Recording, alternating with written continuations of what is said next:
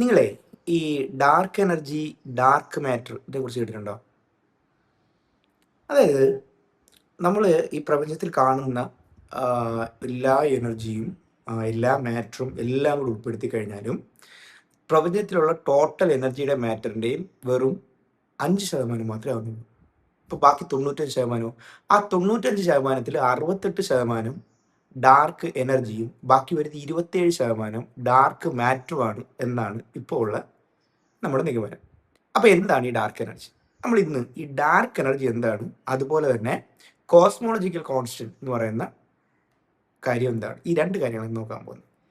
അപ്പോൾ 1917 ഐൻസ്റ്റൈൻ, നമ്മുടെ Albert Einstein relativity തിയറിയെക്കുറിച്ച് study നടത്തിക്കൊണ്ടിരുന്ന സമയത്ത് അദ്ദേഹം കണ്ടെത്തിയതാണ് പ്രപഞ്ചം വികസിക്കുന്നുണ്ട്.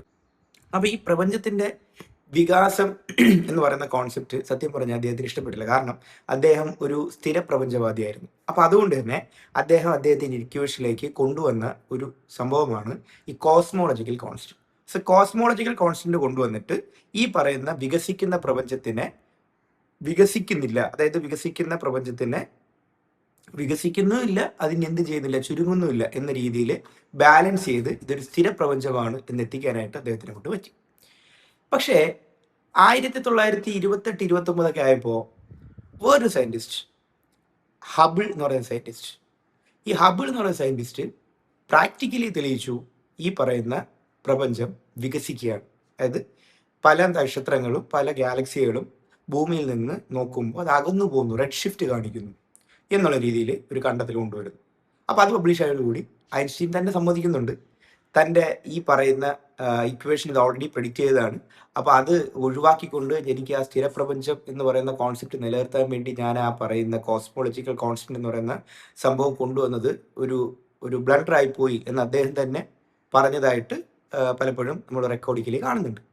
അപ്പോൾ എനിവേ ഇതാണ് ഇതിൻ്റെ ഒരു ചരിത്രം.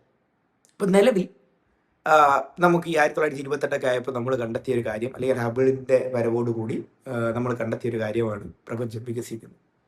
അപ്പോൾ ഈ വികസിച്ചുകൊണ്ടിരിക്കുന്ന പ്രപഞ്ചത്തിന് വലിയ പ്രശ്നങ്ങളില്ല, പ്രപഞ്ചം വികസിക്കട്ടെ. ഈ വികസിച്ചുകൊണ്ടിരിക്കുന്ന പ്രപഞ്ചത്തിൻ്റെ ഫൈനൽ, അതായത് അവസാനം എന്താവാം എന്നുള്ളതായി അടുത്ത ചോദ്യം. അപ്പോൾ വികസിച്ചുകൊണ്ടിരിക്കുന്ന പ്രപഞ്ചത്തിന് 3 സാധ്യതകളാണുള്ളത്.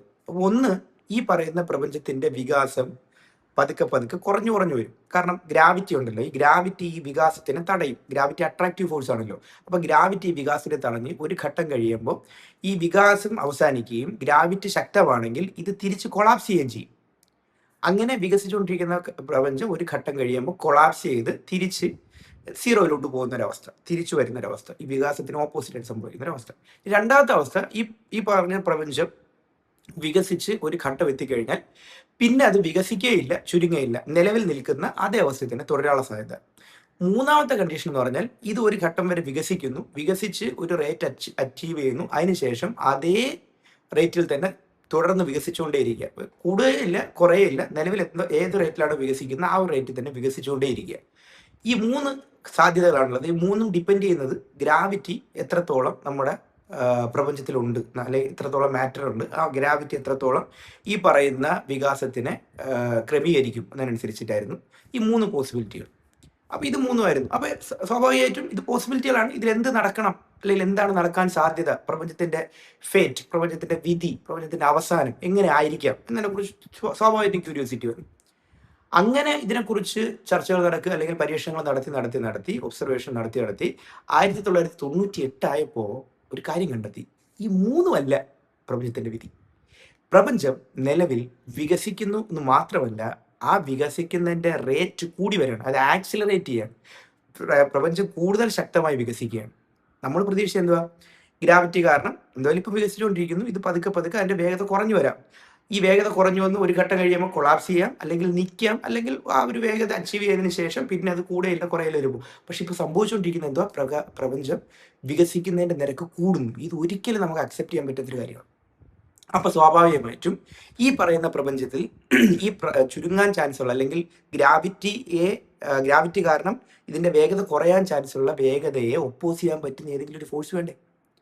അതായത് ഗ്രാവിറ്റി അട്രാക്ട് ചെയ്യണമെങ്കിൽ ഈ ഗ്രാവിറ്റിക്ക് അട്രാക്ഷൻ ഓപ്പോസിറ്റ് ആയിട്ട് ഇതിനെ വികസിപ്പിക്കാൻ സഹായിക്കുന്ന റിപ്പൾസീവ് ഫോഴ്സ് ആയിട്ട് ആക്ട് ചെയ്യാൻ പറ്റുന്ന ഒരാൾ ഇവിടെ വേണ്ടേ? അങ്ങനെ ഒരാളിലേക്ക് പിന്നെയും നമ്മൾ എത്തേണ്ടി വന്നു. അപ്പോഴാണ് പിന്നെയും ഐൻസ്റ്റീൻ്റെ ഈ 1917 ആ പറയുന്ന റിസർച്ചിലേക്ക് തിരിച്ചു പോകുന്നത്. അപ്പോൾ അന്ന് അദ്ദേഹം കൊണ്ടുവന്ന ഒരു സംഭവമായിരുന്നല്ലോ കോസ്മോളജിക്കൽ കോൺസ്റ്റന്റ്. അപ്പോൾ ഈ കോസ്മോളജിക്കൽ കോൺസ്റ്റന്റ് എന്തോ ചെയ്തത്? സത്യം പറഞ്ഞാൽ ഗ്രാവിറ്റിയെ ഒപ്പോസ് ചെയ്ത് നിൽക്കാനാണ് അന്ന് അദ്ദേഹം ശ്രമിച്ചത്. കാരണം വികസിക്കുന്നുമില്ല, ചുരുങ്ങുന്നുമില്ല എന്ന് പറയണമെന്നുണ്ടെങ്കിൽ ഗ്രാവിറ്റി അകത്തോട്ട് വലിക്കുകയാണെങ്കിൽ അതിന് ഈക്വൽ ആൻഡ് ഓപ്പോസിറ്റ് ആയിട്ട് പ്രപഞ്ചത്തിനെ നിലനിർത്താൻ വേണ്ടിയിട്ടാണല്ലോ അദ്ദേഹം അന്ന് കോസ്മോളജിക്കൽ കോൺസ്റ്റന്റ് കൊണ്ടുവന്നത്. അപ്പോൾ അങ്ങനെയാണെങ്കിൽ ആ പറയുന്ന കോസ്മോളജിക്കൽ കോൺസ്റ്റന്റ് ഈ പറയുന്ന ഗ്രാവിറ്റിക്ക് എഗെയിൻസ്റ്റ് ആയിട്ട് നമുക്ക് പറയാൻ പറ്റുന്ന ഒരു കോൺസെപ്റ്റ് ആണല്ലോ. സോ അത് വെച്ചുകൊണ്ട് ഇന്ന് നമ്മൾ പറയുന്നു കോസ്മോളജിക്കൽ കോൺസ്റ്റന്റ് എന്ന് പറയുന്ന കോൺസെപ്റ്റിന് ഈക്വൽ ആയിട്ട് ഇവിടെ ഒരു എനർജി ഉണ്ട്.